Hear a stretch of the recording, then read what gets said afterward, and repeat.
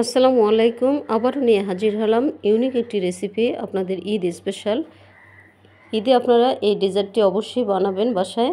আমি এখানে এক ফালি তরমুজ নিয়েছি। বাজারে কিন্তু এখন অনেক তরমুজ পাওয়া যাচ্ছে, একটু দেখে শুনে লাল যে তরমুজটা সেটি নিতে হবে। আমি তরমুজ থেকে দেখতে পাচ্ছেন যে আমি কিন্তু বিচি একটাও রাখবো না, বিচিগুলো সবগুলোকে এভাবে যত দূর সম্ভব বেছে বেছে ফেলে দিচ্ছি। আমি দেশি হোমমেকার ওয়েলকাম করছি বরাবরের মতোই আরেকটি ভিডিও দেখার জন্য। আশা করছি আজকের ভিডিওটি আপনাদের কাছে একটু হলেও ভালো লাগবে। ভিডিওর শুরুতেই ছোট্ট একটা রিকোয়েস্ট করে নিচ্ছে, যারা এখনও একটি লাইক দিতে ভুলে গিয়েছেন প্লিজ একটি করে লাইক দিয়ে ভিডিওটি কন্টিনিউ করবেন। আর অবশ্যই প্রিয় মানুষদের মাঝেও ভিডিওটি বেশি বেশি শেয়ার করে দিবেন। আমি তরমুজটাকে এভাবে কেটে নিচ্ছি। তরমুজ থেকে আমি যে লাল অংশটা আছে শুধু আমি লাল অংশটাই নিয়ে নিচ্ছি।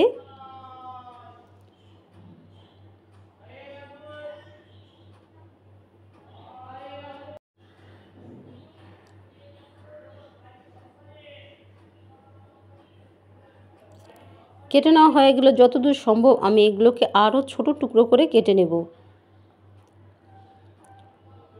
আপনারা চাইলে ছোট টুকরো না করলেও চলবে, কারণ আমি এগুলোকে গ্রাইন্ডারে ব্লেন্ড করে নিব।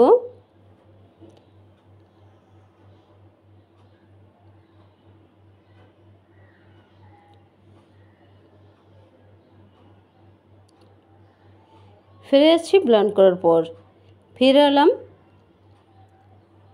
দেখুন আমি কিন্তু এখানে ছাকবো না, কারণ হচ্ছে আমি যতদূর সম্ভব এখানে বিচিগুলো আমি সব সরিয়ে নিয়েছি তরমুজের। আর খুব ভালো করে ব্লেন্ডারে ব্লেন্ড করতে হবে যেন কোনো দানা দানা না থাকে। চুলায় চলে গেলাম। চুলায় একটা আমি এখানে পাত্র বসিয়ে দিয়েছি। দিয়ে আমি তরমুজের জুসটাকে এর মধ্যে ঢেলে দিলাম। দিয়ে এবার এর মধ্যে অ্যাড করে দিতে হবে পরিমাণ মতো চিনি। চিনিটা আপনারা মিষ্টির উপর ডিপেন্ড করে কম বেশি করে বাড়িয়ে বা কমিয়ে দিতে পারেন। অ্যাড করে দিচ্ছি আমি এখানে দেড় কাপ পরিমাণ চিনি।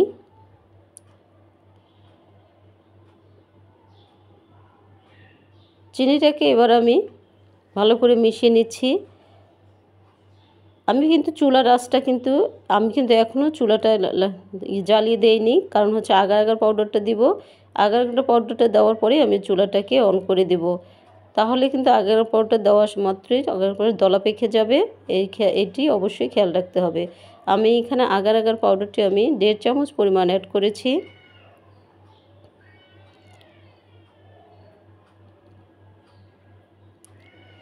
আগার পাউডারটা অবশ্যই খুব ভালো করে মিশিয়ে নিতে হবে। নিয়ে অনবরত এটাকে নাড়তে হবে। এ পর্যায়ে এসে আমি চুলাটাকে অন করে দিয়েছি। দিয়ে অনবরত নেড়ে নিচ্ছি। দিয়ে বলক হওয়া পর্যন্ত আমি অপেক্ষা করব। বলক চলে এসেছে। এ পর্যায়ে এসে আমি যে পাত্রে এটিকে সেট করব সেই পাত্রে আমি নামিয়ে নিচ্ছি।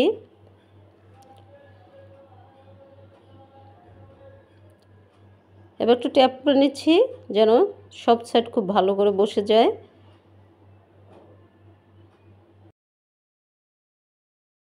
করে নিয়ে তারপর নর্মাল ফ্রিজে রেখে দিয়েছিলাম।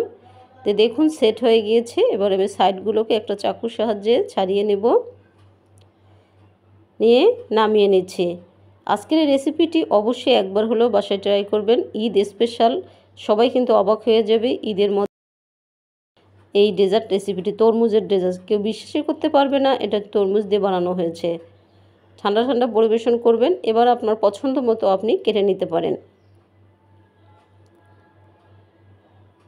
আবার একটা ছোট্ট রিকোয়েস্ট করে নিচ্ছে, যারা এখনও আমার চ্যানেলে নতুন এসেছেন একটা সাবস্ক্রাইব করে নিই প্লিজ। একটি করে সাবস্ক্রাইব করে দিয়ে আমার পরিবারের একজন সদস্য হওয়ার অনুরোধ করছে।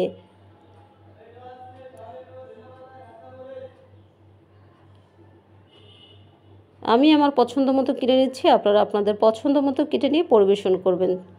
ঝটপট তৈরি হলে কিন্তু বাসায় তরমুজের মজাদার এই ডেজার্ট